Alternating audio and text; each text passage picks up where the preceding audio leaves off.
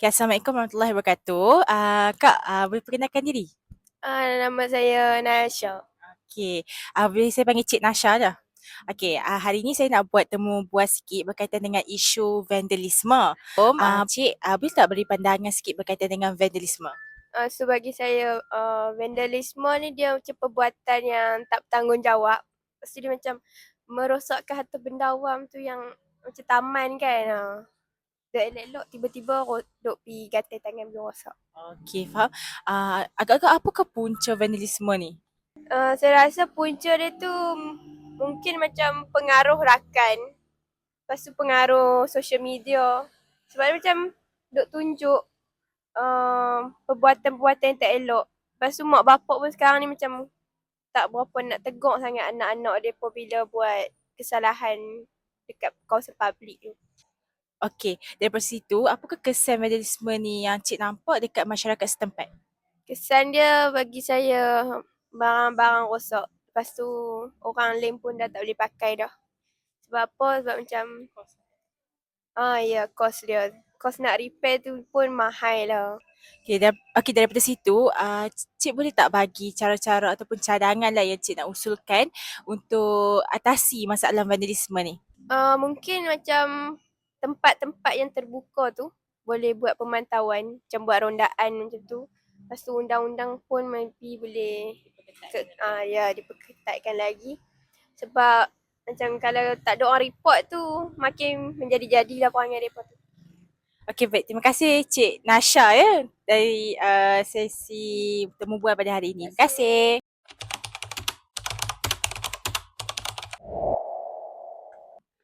Cik, boleh ganggu masa sekejap? Sebenarnya saya buat satu temu bual berkaitan dengan isu vandalisme. So, boleh tak saya nak interview Cik sikit? Boleh. Okay, boleh sebelum tu boleh Cik perkenalkan diri? Nama saya Razif. Orang panggil sini Haji. Okay, baik Encik Razif. Soalan pertama saya, apa pandangan Cik berkaitan dengan isu vandalisme ni? Isu vandalisme ni seperti yang kita tahu, dia adalah isu yang sesuatu perbuatan negatif yang dilakukan oleh seseorang yang mana dia merosakkan harta benda, dia buat benda yang macam teruk lah, orang kata. Dan sekarang ni secara tidak langsung memberi kesan kepada komuniti itu sendiri. Okay, baik. Cik rasa apakah punca sebenarnya orang ni buat vandalisme? Antara puncanya adalah kurang didikan daripada ibu bapa, kurang didikan moral dan juga mungkin kurang kesedaran dalam diri mereka sendiri.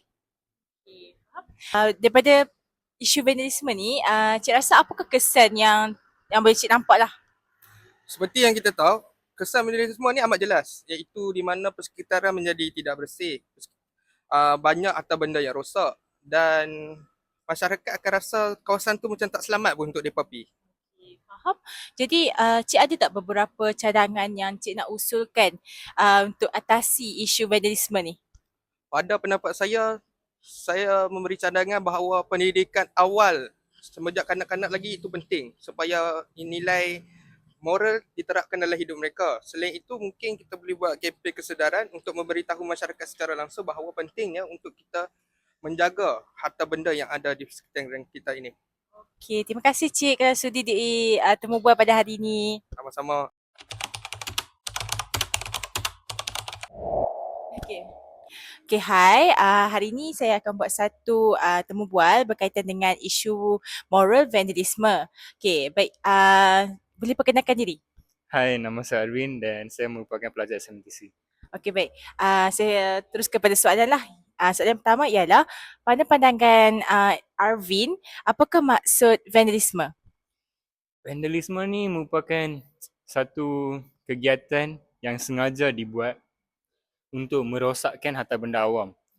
Lepas tu, benda ni salah dari segi moral juga, tapi bukan benda tu je. Ini macam tak bagi hormat kepada kemudahan yang diberikan untuk semua Okay, orang. baik. Agak-agak isu ni berlaku tak di sekolah Arvin dulu? Ya, ada. Tapi dia bukan selalulah. Tapi dia ada masa, dia ada. Tapi bukan selalu.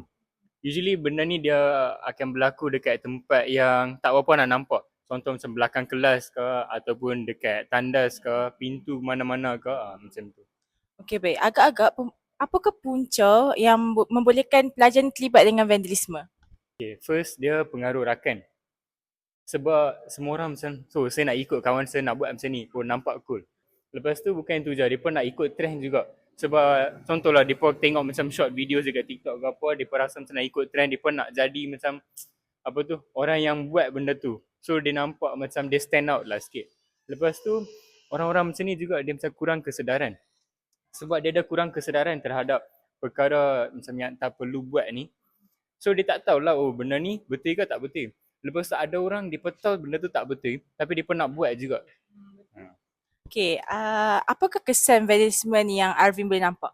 Kesan dia agak besar juga. Kesan yang pertama adalah kos pembaikan agak tinggi. So dia macam merugikan dan menyusahkan pihak yang menjaga tempat tersebut.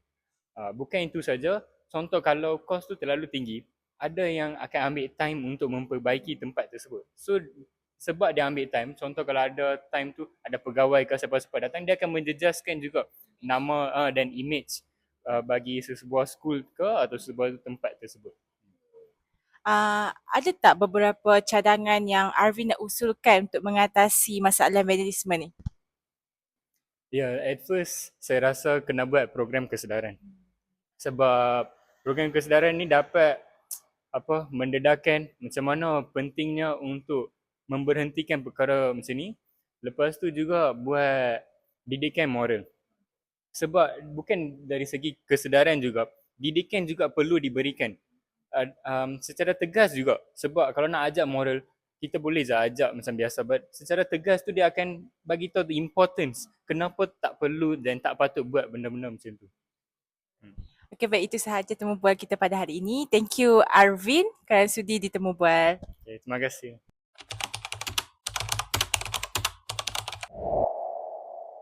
Okey, baik, Assalamualaikum. Hari ini saya akan buat satu temu bual berkaitan dengan isu moral, berkaitan dengan isu vandalisme. Okey, sebelum tu boleh Cik perkenalkan diri. Okay, nama saya Nur Inuha. Saya pelajar kaunseling semester 4. Okey, baik. Alright, soalan yang pertama, apakah maksud vandalisme bagi Nuha? Vandalisme ni bagi saya adalah perbuatan yang merosakkan kemudahan awam ataupun barang-barang sekolah. Sebab kemudahan ni, sebab tindakan ni dia tak bertanggungjawab sebab kita semua guna kemudahan ni. Okey, baik. Bagi Nuha, kenapa isu vandalisme ni penting? Sebab dia bukan setakat rosakkan benda, tapi dia juga menunjukkan sikap dan nilai diri seseorang. Okey, baik. Bagi pendapat Nuha, kenapa pelajar ni buat vandalisme ni? Apa punca dia? Dia ada beberapa sebab. Yang pertama adalah kurang mendapat didikan awal yang terbaik. Yang kedua sebab pengaruh media sosial dan juga pengaruh kawan. Kadang kita nampak macam kawan tu buat, jadi kita pun terikut. Yang ketiga pula adalah sebab dia tak ada masa, dia tak ada aktiviti nak buat masa lapang, jadi dia merosakkan benda tu. Jadikan vandalisme sebagai aktiviti lah. Okey, kalau macam tu, apa pula kesan yang Nuha nampak? Okey, daripada situ, apakah kesan yang Nuha nampak? Kesan dia yang pertama, persekitaran tu jadi kotor dan tak selesa. Yang kedua, ganggu pembelajaran sebab kemudahan tu rosak. Yang ketiga, suasana sekolah jadi tak harmoni dan tak rasa selamat. Okey, baik. Nuha ada tak cadangan penyelesaian yang boleh atasi masalah isu vandalisme ni? Ada beberapa cadangan. Yang pertama, ibu bapa mainkan peranan lah. Dia kena didik anak-anak bermula daripada rumah. Yang kedua, sekolah kena selalu buat macam kempen kesedaran untuk didik murid-murid dekat sekolah tu. Yang ketiga, sekolah boleh buat macam aktiviti kurikulum supaya murid-murid dapat isi masa faedah diorang. Isi masa lapang dengan perkara yang berfaedah. Okey, baik. Okey, itu saja untuk sesi temu bual. Terima kasih Nuha. Okay, sama-sama.